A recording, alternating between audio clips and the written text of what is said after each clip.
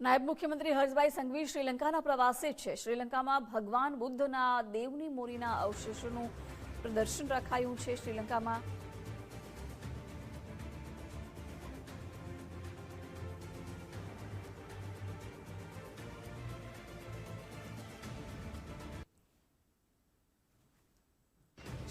ભગવાન બુદ્ધના દેવની મૂરીના અવશેષોનું પ્રદર્શન શ્રીલંકામાં 4 થી 11 ફેબ્રુઆરી દરમિયાન પ્રદર્શન યોજાશે। હર્ષભાઈ સંઘવી 4 થી 6 જાન્યુઆરી શ્રીલંકામાં રોકાશે। રાજ્યપાલ આચાર્ય દેવવ્રત પણ તેમની સાથે ઉપસ્થિત રહેશે।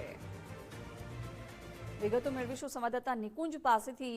નિકુંજ, હર્ષભાઈ સંઘવી 4 થી 11 ફેબ્રુઆરી શ્રીલંકાના પ્રવાસે, શું વિગતો? શ્રીલંકામાં ભગવાન બુદ્ધના અવશેષોનું વિશેષ પ્રદર્શની જે છે તે યોજાવાની છે અને દુનિયાભરના ભગવાન બુદ્ધ સાથે જોડાયેલા સંસ્મરણો, તેના સ્મારકોનું પ્રદર્શની આ શ્રીલંકાના કાર્યક્રમની અંદર યોજાશે। નાયબ મુખ્યમંત્રી હર્ષ સંઘવી અને રાજ્યના રાજ્યપાલ આચાર્ય દેવવ્રત ગુજરાતના સુપ્રસિદ્ધ ભગવાન બુદ્ધના જ્યાંથી અવશેષો મળ્યા હતા તે દેવની મોરીના વિશેષ અવશેષોનું પ્રદર્શન લઈને તેઓ શ્રીલંકા પહોંચવાના છે।